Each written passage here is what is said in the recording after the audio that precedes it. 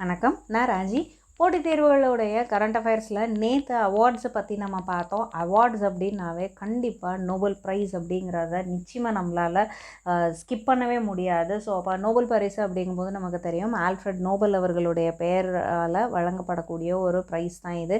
இது எந்தெந்த ஃபீல்டுக்கு கொடுக்குறாங்க, எந்தெந்த ஃபீல்டுக்கு யார் கொடுக்குறாங்க, எப்போ இருந்து இது கொடுக்க ஆரம்பித்தாங்க, எந்த டைமில் இது கொடுக்காமல் நிறுத்தினாங்க, அதாவது உலகப்போர் நடந்த சமயத்துலலாம் இது நிப்பாட்டியிருப்பாங்க. ஸோ அப்போ அந்த மாதிரியெல்லாம் என்ன பண்ணாங்க, இந்த பேசிக்கான விஷயங்கள் அக்டோபரில் அனௌன்ஸ் பண்ணி டிசம்பர் 10 வந்துட்டு கொடுப்பாங்க. இந்த மாதிரியான பேசிக் விஷயங்கள் நீங்கள் கொஞ்சம் தெரிஞ்சுக்கோங்க.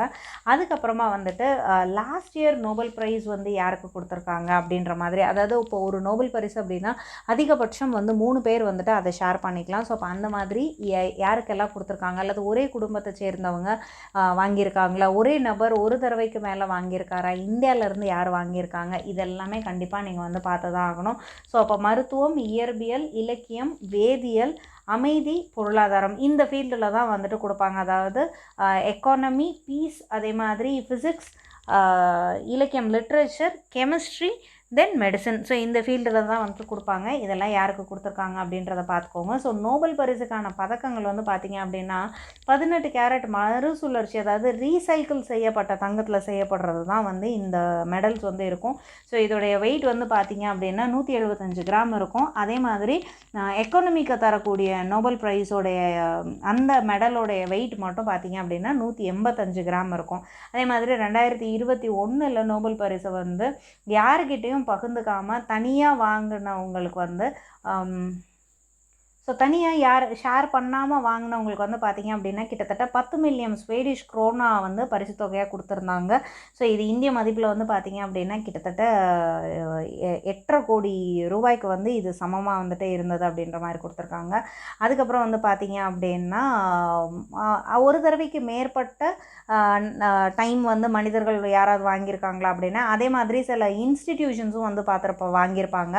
ஐசிஆர்சி, யுஎன்ஹெச்சிஆர் இவங்கெல்லாம் வந்து பார்த்திங்க அப்படின்னா ஒரு தடவைக்கும் அதிகமான முறைகள் வந்து இந்த நோபல் பரிசை வந்து வாங்கியிருப்பாங்க. அதே மாதிரி இதுவரைக்கும் 1901 2020 வரைக்கும் பார்த்தோம் அப்படின்னா 57 பெண்கள் வந்து நோபல் பரிசு வாங்கியிருக்காங்க அப்படிங்கிறதும் வந்து ஒரு குறிப்பிடத்தக்க விஷயமா இருந்தது. இந்த நோபல் ப்ரைஸ் அப்படின்னு பார்க்கும்போது ஒரு சில இன்ட்ரெஸ்டிங்கான விஷயங்களும் வந்து நான் ரீட் பண்ணேன். ஸோ கண்டிப்பாக அதுவும் வந்து உங்களுக்கு எங்கேயாவது யூஸ் ஆகும் எக்ஸாமுக்கு அப்படின்ற மாதிரி எனக்கு தோணுச்சு. ஸோ இப்போ ஒலிம்பிக்ஸும் நோபலும் அப்படின்னு நம்ம பார்க்கும்போது 1959 அமைதிக்கான நோபல் பரிசு பெற்ற பிரிட்டனை சேர்ந்த பாரன் பிலிப் நோயல் அப்படிங்கிறவர் வந்து 1920 அன்ட்வர்ப் ஒலிம்பிக்ஸ் போட்டியில் 1500 மீட்டர் இதில் வந்து வெள்ளிப்பதக்கம் வாங்கியிருப்பார். ஸோ அப்போ ஒலிம்பிக்ஸ் பதக்கமும் நோபல் பரிசும் பெற்ற உலகின் ஒரே நபர் அப்படிங்கிற சாதனை வந்து இவர் படைச்சது தான். அதுக்கப்புறம் யாருமே இன்னும் அந்த சாதனையை முறியடிக்கல அப்படிங்கிறது ஒரு முக்கியமான விஷயம். அதே மாதிரி நோபல்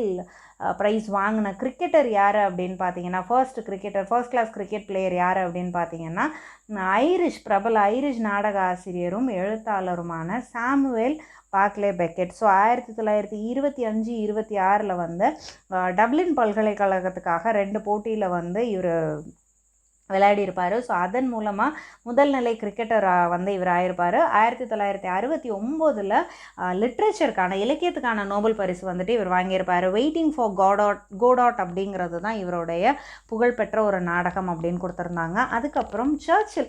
ஸோ ஒரு நாட்டுடைய தலைவராக இருக்கும்போது நோபல் பரிசு நிறைய பேர் வாங்கியிருப்பாங்க, நிறைய தலைவர்கள் வந்து வாங்கியிருப்பாங்க. ஸோ அமெரிக்க அதிபராக இருந்த தியோடர் ரூஸ்வெல்ட் வந்துட்டு இவரோட சேர்த்து நிறைய பேர் இந்த லிஸ்ட்டில் இருந்தாலும் இவங்க எல்லாருக்குமே வந்து பார்த்திங்க அப்படின்னா பீஸ்க்கான நோபல் ப்ரைஸ் தான் வாங்கியிருப்பாங்க, அதாவது அமைதிக்கான நோபல் பரிசு வாங்கியிருப்பாங்க. இலக்கியத்துக்காக நோபல் பரிசு வாங்கின ஒரே அரசு தலைவர் வந்து பார்த்திங்க அப்படின்னா பிரிட்டிஷ் பிரதமராக பதவி வகித்த வின்ஸ்டன் சர்ச்சில் அவர்கள் தான் வந்துட்டு வாங்கியிருப்பார். ஸோ 1953 இவருக்கு நோபல் பரிசு வந்து கொடுத்துருப்பாங்க. ஸோ வரலாற்றியலாளர், ஓவியர் அப்படின்னு பல துறைகளில் திறமை படைத்த சர்ச்சில் அவர்கள் வந்து 2 முறை வந்து பிரிட்டன் பிரதமராக இருந்தவர் அப்படிங்கிறது ஒரு குறிப்பிடத்தக்க ஒரு விஷயம். ஸோ இவருக்கு தான் வந்து உலகத்திலே ஒரு தலைவராக இருந்து நோபல் பீஸ் ப்ரைஸ் இல்லாமல் லிட்ரேச்சருக்கு வாங்கினது இவர் தான் வாங்கியிருக்காரு. அதுக்கப்புறம் திரைத்துறை வெற்றியாளர் அப்படின்னு பார்க்கும்போது திரைப்பட இயக்குனர், நாடக ஆசிரியர், நாவல் ஆசிரியர் அப்படின்னு பல முகம் பிரபலமான ஆஸ்திரியாவை சேர்ந்த பீட்டர் ஹனட்கே அப்படிங்கிறவருக்கு 2019 லிட்ரேச்சருக்கான நோபல் ப்ரைஸ் கொடுத்துருக்காங்க. ஸோ ஜெர்மன் இலக்கிய உலகில் ரொம்ப பிரபலமான எழுத்தாளரான இவர் கவிஞர், அதே மாதிரி கதை எழுத்தாளர் அப்படிங்கிற ஒரு விஷயமும் ஒரு ரோலும் வந்து இவர் ப்ளே பண்ணியிருக்காரு. ஸோ 1966 இவர் எழுதின அஃபெண்டிங் த ஆடியன்ஸ் அப்படிங்கிறது தான் வந்து நிறைய பேரோட கவனத்தை ஈர்த்திருக்கு அப்படின்றதும் வந்து ஒரு விஷயம் கொடுத்துருந்தாங்க. அதே மாதிரி இவருக்கு வந்து இது கொடுத்ததுக்காக, அதாவது செர்பிய தீவிர தேசியவாதத்தை வந்து இவர் பயங்கரமாக ஆதரிச்சிருப்பார். ஸோ அப்படி ஆதரவு தெரிவித்த ஒரு மனிதருக்கு வந்து நோபல் ப்ரைஸ் கொடுத்தாங்க அப்படின்றது வந்து ஒரு பெரிய சர்ச்சையாகவே வந்து இருந்தது அப்படிங்கிறதும் ஒரு சின்ன நோட்டில் இருந்தது. அதுக்கப்புறம் நோபல் ப்ரைஸ் அப்படிங்கிறதுக்கு ஈக்குவலாக நம்ம வந்து அவ்வளோ ஃபேமஸாக பார்க்குற இன்னொரு விஷயம் என்ன அப்படின்னு பார்த்தீங்கன்னா ஆஸ்கர். ஸோ அப்போ நோபல் பரிசையும் திரைப்பட உலகில் ரொம்ப உயர்ந்த விருதாக கருதக்கூடிய ஆஸ்கர் பரிசையும் பெற்ற நபர்கள் வந்து எத்தனை பேர் அப்படின்னு பார்த்தீங்கன்னா 2 பேர் தாங்க. ஒருத்தர் வந்து ஜார்ஜ் பெர்னட் ஷா, இன்னொருத்தர் வந்து போப் டீலன். ஸோ இவங்க 2 பேருமே வந்து நோபல் ப்ரைஸ் அப்படின்னு பார்க்கையில் இலக்கியத்துக்கான நோபல் பரிசு வந்து கொடுத்துருக்காங்க. அதே மாதிரி சமகால இசையுலகில் வந்து ரொம்ப பெரிய ஒரு தாக்கத்தை ஏற்படுத்தின பாடகர் தான் வந்துட்டு போப் டீலன் அப்படிங்கிறவர். ஸோ 2014 நோபல் பரிசு வந்து இவருக்கு கொடுத்துருப்பாங்க. ஸோ ஒரு கவிஞர் அப்படிங்கிறதையும் தாண்டி, ஒரு பாடகர் அப்படிங்கிறதையும் தாண்டி ஒருத்தருக்கு நோபல் பரிசு கிடைச்சிருக்கு அப்படின்னா அதுதான் வந்து முதல் முறை அப்படின்ற மாதிரி இவங்க சொல்லியிருந்தாங்க. இது மட்டும் இல்லாமல் கிராமி அவார்ட்ஸ் அப்படின்னு சொல்லுவோம் இல்லைங்களா, இசை உலகில் ரொம்ப உயர்ந்த விருதாக வந்து இதை தான் சொல்லுவாங்க. ஸோ இந்த கிராமி அவார்ட்ஸையும் கிட்டத்தட்ட 12 தடவை இவர் வாங்கியிருக்காரு. ஸோ இது 3யுமே சேர்த்து, கிராமி அவார்ட்ஸ், ஆஸ்கர், அதே மாதிரி நோபல், இது 3யும் சேர்த்து வாங்கின ஒரே நபர் உலகத்தில் யார் அப்படின்னு பார்த்தீங்கன்னா போப் அவர்களை மட்டும்தான் அப்படின்னு சொல்லியிருக்காங்க. அதுக்கப்புறம் வந்துட்டு பார்த்தீங்க அப்படின்னாக்கா கிராமி, நான் சொன்ன மாதிரி, ஸோ கிராமி அவார்ட், நோபல் ப்ரைஸ், இது 2யும் சேர்த்து வாங்கின ஆட்களும் வந்து ஒரு சிலர் இருக்காங்க. முன்னாள் அமெரிக்க அதிபர் பராக் ஒபாமாவுக்கு வந்து 2006 அதே மாதிரி 2008 வந்து கிராமி அவார்டு வந்து கொடுத்துருக்காங்க. அதாவது பெஸ்ட் ஸ்போக்கன் வேர்ல்டு ஆல்பம் அப்படிங்கிற ஒரு பிரிவில் வந்து கொடுத்துருக்காங்க. 2009 வந்து பார்த்தீங்க அப்படின்னா நம்ம எல்லாருக்குமே தெரியும், இவருக்கு வந்துட்டு அமைதிக்கான நோபல் பரிசு வந்து வழங்கினாங்க. அதே மாதிரி கிராமி விருது பெற்ற நோபல் பரிசாளர் அப்படின்னு பார்க்கும்போது மார்ட்டின் லூதர் கிங் அவர்களையும் வந்துட்டு சொல்லலாம். ஸோ கிராமி அவார்டு 1971 வாங்கியிருப்பார். நோபல் ப்ரைஸ் வந்து பார்த்தீங்க அப்படின்னா 1964 இவர் வந்துட்டு வாங்கியிருப்பார். அதே மாதிரி சோவியத் யூனியனுடைய முன்னாள் அதிபர் மிக்காயில் கார்பஷேவ் அப்படிங்கிறவரும் வந்து 2004 வந்துட்டு கிராமி அவார்டு வாங்கியிருப்பார். 1990 வந்து அவருக்கு நோபல் ப்ரைஸ் வந்து கொடுத்துருப்பாங்க. அதே மாதிரி முன்னாள் அமெரிக்க அதிபர் ஜிம்மி கார்ட்டருக்கும் வந்துட்டு பார்த்தீங்க அப்படின்னா கிராமி அவார்ட்ஸ் 2007, 2016, 2019 இவர் வாங்கியிருக்காரு. நோபல் ப்ரைஸ் வந்து பார்த்தீங்க அப்படின்னா 2002 கொடுத்துருக்காங்க. அதே மாதிரி இந்த நோபல் ப்ரைஸ் அப்படின்னு பார்க்கும்போது ஒருவருடைய இறப்புக்கு பிறகு வந்து நோபல் ப்ரைஸ் வந்து எப்பயுமே கொடுக்க மாட்டாங்க.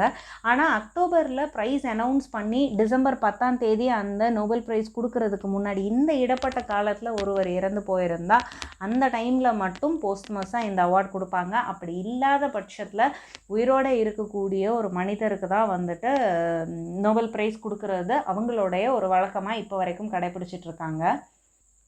இந்த மாதிரி ஒரு சில முக்கியமான விஷயங்களும் வந்து நோபல் ப்ரைஸ் பற்றி கொடுத்துருப்பாங்க. ஒரு சிலருக்குலாம் வந்து பார்த்திங்க அப்படின்னா நோபல் ப்ரைஸ் அனௌன்ஸ் பண்ணி அவங்க இறந்து போனாங்க அப்படிங்கிறது கூட அந்த கமிட்டிக்கு தெரியாமல் அந்த ப்ரைஸ் கொடுக்க போகிற சமயத்தில் தான் தெரிஞ்சிருக்கும். ஸோ இந்த மாதிரி ஒரு சில விஷயங்கள்.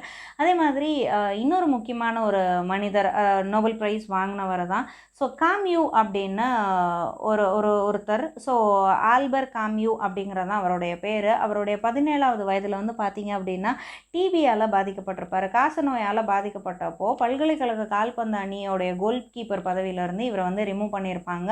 ஸோ இதுக்கப்புறம் நீங்கள் வந்து விளையாடவே முடியாது அப்படிங்கிற மாதிரி சொல்லி இவரை வந்து வெளியேற்றியிருப்பாங்க. இவர் வந்து ஒரு எழுத்தாளராக வந்து தன்னுடைய பணியை வந்து அதுக்கப்புறம் தொடர்ந்து செய்திருப்பார். ஸோ அந்த மாதிரி எழுத்தாளராக இது பண்ணதுக்கப்புறம் இவருடைய முக்கியமான ஒரு எழுத்துக்காக இலக்கியத்துக்கான நோபல் பரிசு வந்துட்டு வாங்கியிருப்பார். 1957 வாங்கியிருப்பார்.